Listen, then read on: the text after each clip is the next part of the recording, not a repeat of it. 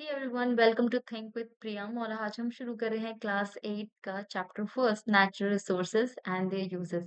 इस चैप्टर में हम पढ़ने वाले हैं कि कब हमारे जो नेचर में, इन्वायरमेंट में मिलने वाली चीज़ें हैं वो रिसोर्स में चेंज हो जाती हैं।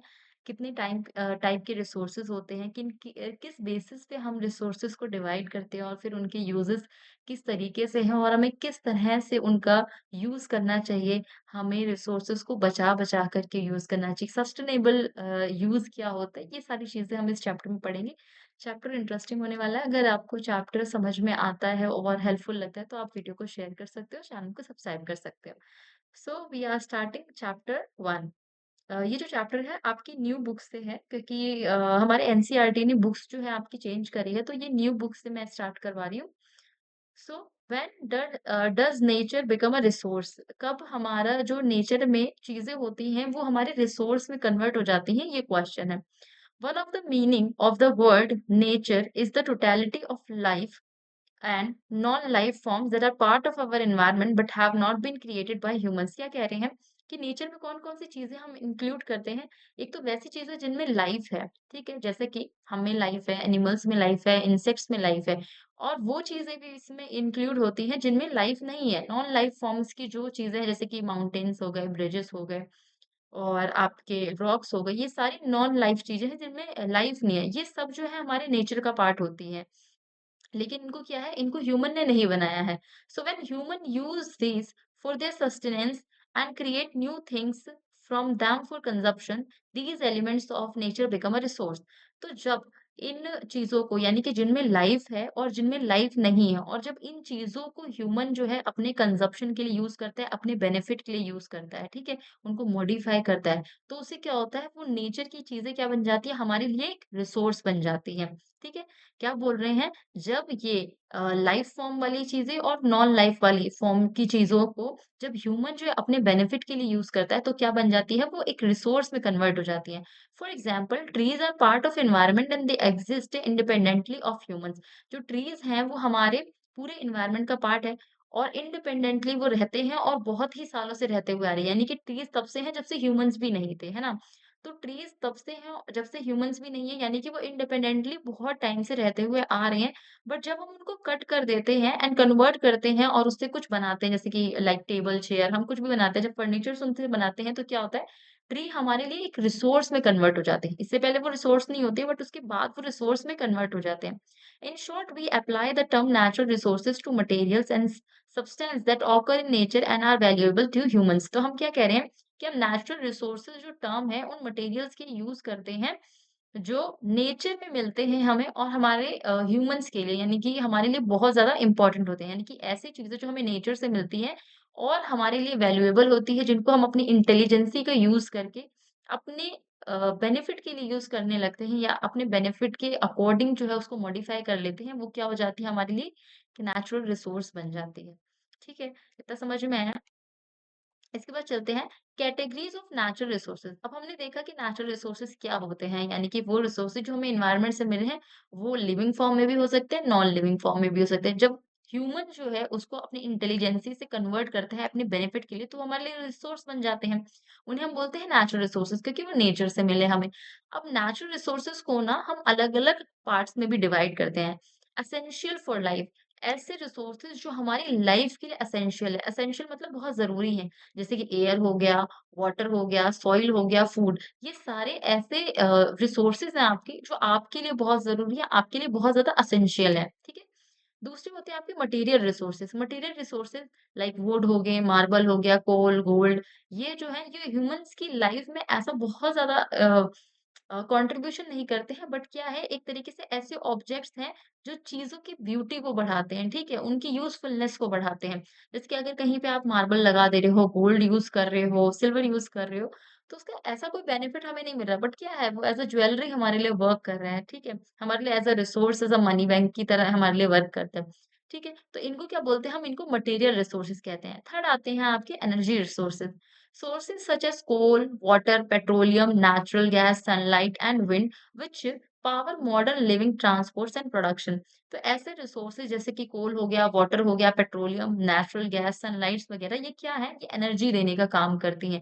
आपके ट्रांसपोर्टेशन में, प्रोडक्शन में हेल्प करती है। तो ये आपका एनर्जी रिसोर्सेज है। तो हमने क्या देखा, 3 टाइप में हम रिसोर्सेज को डिवाइड करे हैं। एक जो हमारी लाइफ के लिए बहुत ज़्यादा एसेंशियल है, जिसके बिना हमारी लाइफ ही नहीं है।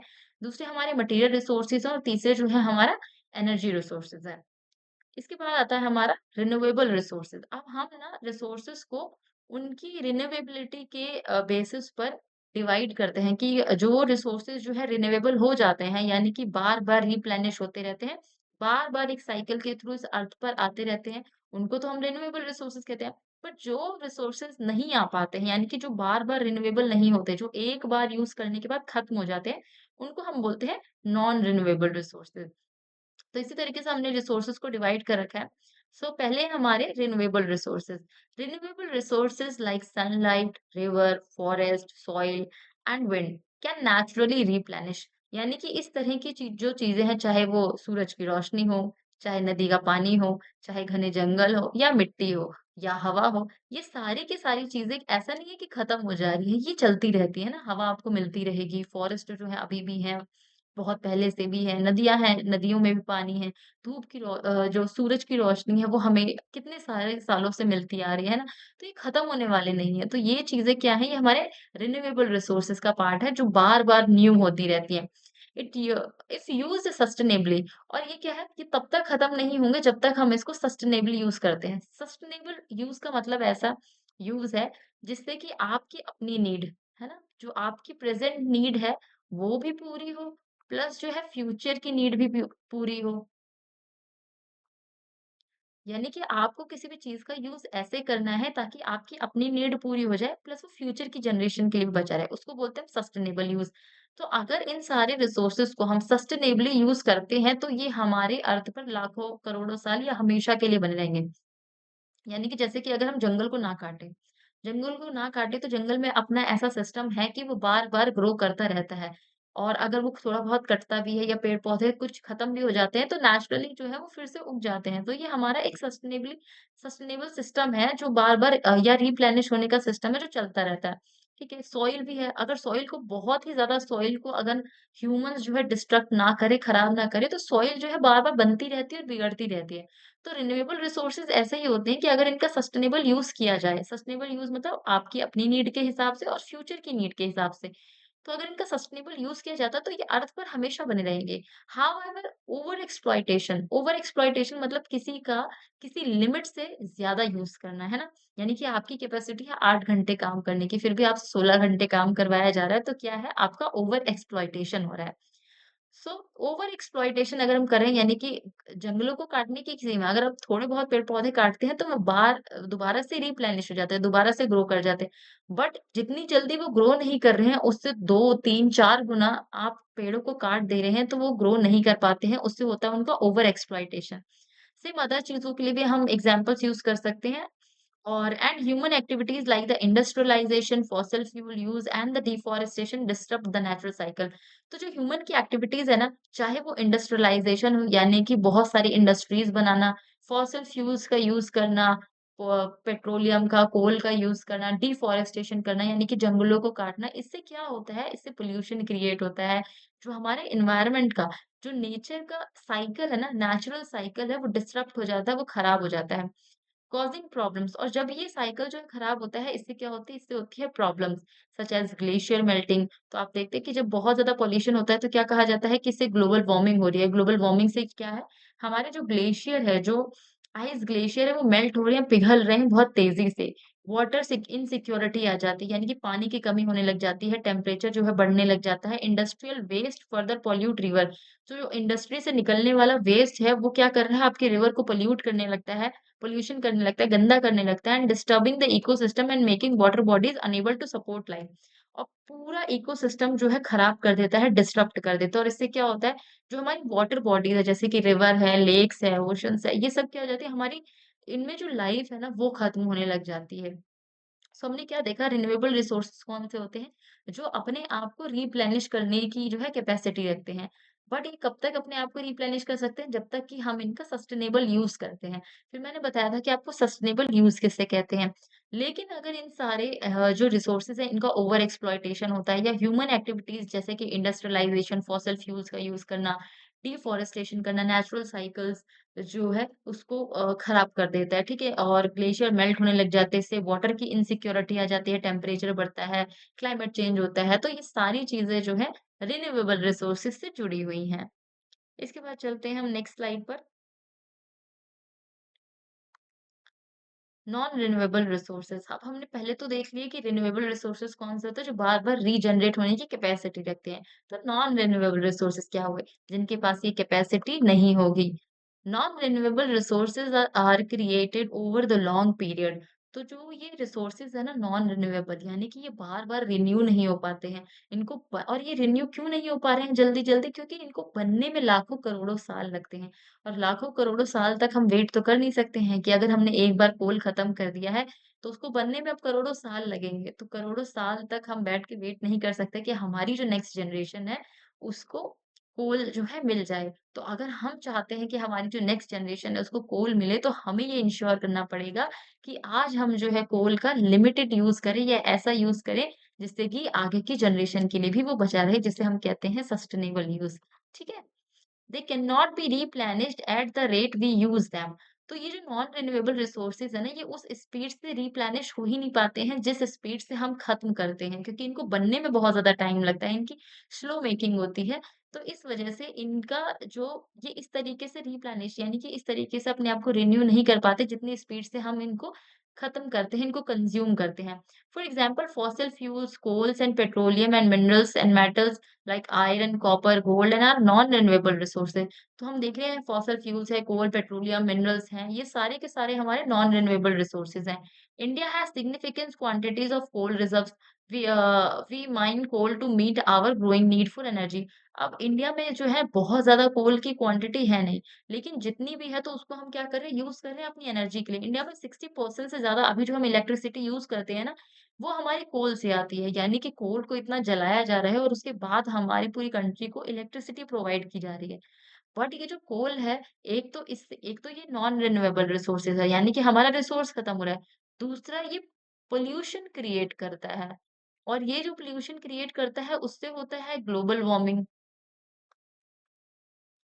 और ग्लोबल वार्मिंग से अदर प्रॉब्लम्स होती हैं। तो इवेंचुअली ये जो है, एक तो हमारा रिसोर्स खत्म कर रहा है, दूसरा हमारे एनवायरनमेंट के लिए प्रॉब्लम क्रिएट कर रहा है। So we mine coal to meet our growing needs. हाँ, लेकिन हमें क्यों ये माइनिंग करनी पड़े, क्यों हमें कोल यूज़ करना पड़े? क्योंकि हमारी नीड इतनी ज़्यादा है और अभी हम दूसरी तरह की जो पावर देने वाले इलेक्ट्रिसिटी प्रोवाइड करने वाली टेक्नीक्स हैं, उन पर हम इतना रिलाई नहीं करते क्योंकि हमने अभी उसमें उतनी ग्रोथ करी नहीं है। But it has been estimated that the coal reserves in India may last another 50 years. But हमने ये एस्टिमेट किया है कि इंडिया में जो कोल के रिजर्व्स है, यानी कि जितना कोल बचा हुआ है, वो हार्डली 50 साल तक चल पाएगा। तो ये टेंशन की बात क्यों है? क्योंकि हमने तो यूज़ कर लिया है फिर कोल, लेकिन नेक्स्ट जनरेशन जो है क्या वो बिना बिजली के रहेगी? और अगर और किसी टेक्नोलॉजी का इतना ग्रोथ नहीं हो पाता है, मान लीजिए जो सोलर पैनल्स हैं और बाकी जो रिन्यूएबल टेक्नीक्स हैं जिनसे हम रिसोर्सेज़ बना सकते हैं, जिनसे हम इलेक्ट्रिसिटी बना सकते हैं, अगर उनमें इतनी टेक्नोलॉजिकल ग्रोथ नहीं होती है, तो फिर हमारे कोल भी खत्म होंगे और हमारी जो आगे वाली जनरेशन है, उसको हो सकता है कि बिना बिजली के भी रहना पड़े। सो डोंट मिस आउट की कॉलम्स जो है ना, मुझे उम्मीद है अब तक जो जितनी स्लाइड्स थी वो आपको समझ में आ गई होगी और अगर नहीं समझ में आई तो प्लीज़ आप मुझसे कमेंट सेक्शन में डाउट पूछ सकते हो। ये जो डोंट मिस आउट का सेक्शन है ना, ये आपकी जो बुक है उसमें अलग से दिया हुआ है, तो मैंने उसको भी ऐड किया हुआ है। ये एक एक तरीके से जो है अनदर टाइप का इन्फॉर्मेशन है, एक्स्ट्रा इन्फॉर्मेशन आपको बुक में प्रोवाइड की गई है। Traditionally, communities regulated fishing during the spawning seasons to sustain fish population। तो ट्रेडिशनली क्या होता आया है कि जो कम्युनिटीज होती है ना जो नदी किनारे ओशन किनारे रहती हैं वो फिशिंग करती है उस सीजन में जब स्पॉनिंग सीजन होता है। स्पॉनिंग सीजन का मतलब जब जो मछलियां है ना अंडे देती हैं तो सीजन में क्या है बहुत सारी मछली हो जाएंगी। तो कम्युनिटीज ना उसी टाइम पर ही फिशिंग करती थी ताकि जो है एक जो मछलियां हैं उनकी पॉपुलेशन में बैलेंस बना रहे। With commercialization, overfishing, especially of tuna, caused a sharp decline। अब क्या हुआ टाइम के साथ जो है ये फिशिंग का सिस्टम, पहले तो लोग फिशिंग खाने के लिए करते थे लेकिन अब फिशिंग जो है फिशिंग का कमर्शियलाइज़ेशन हो गया। कमर्शियलाइज़ेशन का मतलब है कि फिशिंग की जाने लगी बेचने के लिए। दूर-दूर देशों में जो है फिशिंग की मतलब मछलियाँ पकड़ के जो है बेची जाती हैं। तो इससे क्या हुआ पैसे के लालच में जो मछुआरे थे उन्होंने बहुत ज़्यादा जो है मछलियों को निकालना शुरू कर दिया। तो इससे एक सबसे नेगेटिव इम्पैक्ट पड़ा ट्यूना फिश के ऊपर। ट्यूना फिश क्या करती थी, अपने आस-पास की जो छोटी मछलियाँ होती थी ना, उनको खाकर जो ओशन होता था, ओशन में इकोसिस्टम को बैलेंस रखने का काम करती थी। बट जब इसकी खुद की ही संख्या में, जब इसके खुद के नंबर्स में कमी आने लग गई, तो क्या हुआ, वो जो इकोसिस्टम था ओशन के अंदर, वो डिस्टर्ब्ड हो गया, खराब हो गया, उसका बैलेंस जो है वो बिगड़ गया। Ecosystem functions are natural processes like oxygen productions, water filtration, soil protections and providing the habitats. तो जो हमारा इकोसिस्टम जो है, उसका काम क्या होता है? उसका काम होता है ऑक्सीजन देना, वाटर को फ़िल्टर करना, सॉइल प्रोटेक्शन करना यानी कि मिट्टी की सुरक्षा करना एंड प्रोवाइडिंग हैबिटेट्स घर देना। When when humans benefit from these they are called the ecosystem service. जब एनवायरनमेंट से हमें ये सारी चीज़ें फैसिलिटी मिलती है, यानी कि जब हम लकड़ी को यूज़ करके अपने घर बना लेते हैं, जब हम हमें पेड़ों से शुद्ध हवा मिलती है, जब हमारी मिट्टी जो है उसकी प्रोटेक्शन जो है ट्री करते हैं अपनी रूट्स के थ्रू, जब हमें ज़मीन से ताज़ा-ताज़ा फ्रेश वाटर मिलता है, तो इसे हम क्या कहते हैं? इसको हम इकोसिस्टम सर्विसेज़ कहते हैं। जैसे हम होटल में जाते हैं तो होटल में हमें अच्छी-अच्छी सर्विस मिलती है तो उसको होटल सर्विसेज़ कहते हैं। वैसे ही जब हमें एनवायरनमेंट जो है इस तरह की सर्विस देता है तो उसे हम कहते हैं ecosystem services such as clean water, fertile farmland, crop pollination. For example, one mature tree produces 275 liter of oxygen daily, while a human requires 350 liter. तो क्या कह रहे हैं कि 275 लीटर के आसपास जो है एक मेच्योर ट्री ऑक्सीजन प्रोड्यूस करता है और एक हेल्थी ह्यूमन को 350 लीटर्स तक जो है ऑक्सीजन चाहिए होता है। तो आधे से ज्यादा जो हमारी नीड है ऑक्सीजन की वो एक ट्री पूरा कर दे रहा है। तो ये क्या है? ये एक इकोसिस्टम की सर्विस है। फिर चलते हैं distribution of natural resources and it's implication. तो हमने देखा कि रिसोर्सेज को हमने किन 3 पार्ट्स में डिवाइड किया। फिर हमने देखा कि रिन्यूएबल रिसोर्सेज भी थे और नॉन रिन्यूएबल रिसोर्सेज भी थे। हम देखने वाले हैं कि नेचुरल रिसोर्सेज का पूरे अर्थ के ऊपर किस तरीके से डिस्ट्रीब्यूशन हुआ है, कंट्रीज में किस तरीके से डिस्ट्रीब्यूशन हुआ है और उसका क्या इम्पैक्ट पड़ता है। So natural resources are unevenly distributed. तो पहली बात तो ये इक्वल डिस्ट्रीब्यूटेड है ही नहीं। ऐसा नहीं है कि सभी कंट्रीज में बराबर-बराबर रिसोर्सेज हैं। कुछ कंट्रीज में बहुत ज़्यादा रिसोर्सेज हैं, तो कुछ कंट्रीज में बिल्कुल भी नहीं है।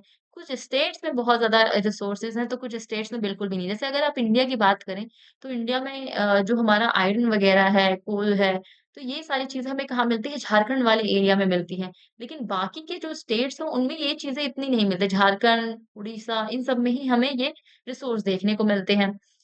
पहली चीज़ तो हमें क्या पता चलेगी कि अनइवनली डिस्ट्रीब्यूटेड है जितने भी resources across the world and even the within countries और वर्ल्ड में भी और एक कंट्री के अंदर भी ये इक्वली डिस्ट्रीब्यूट नहीं है। हर स्टेट में अलग-अलग तरीके से इनका डिस्ट्रीब्यूशन हुआ है। This unevenness affect where people settle. तो ये जो अनइवननेस है यानी कि ये जिस तरीके से डिस्ट्रीब्यूशन हुआ है ये पीपल को अफेक्ट करती है। जहाँ पे भी वो पीपल रह रहे होते हैं ना, लोग रहते हैं, वहाँ के आस-पास के लोगों को ये अफेक्ट करती है।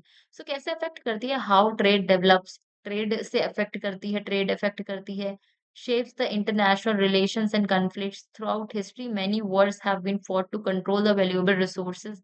Industries set up near the resource rich areas generated employment. तो क्या कह रहे हैं कि हम एंशिएंट टाइम से देखते हुए आ रहे हैं कि रिसोर्स को लेकर लड़ाई हुई है। चाहे हम ब्रिटिशर्स को देखें तो ब्रिटिशर्स क्या है रिसोर्स के लिए ही आए थे।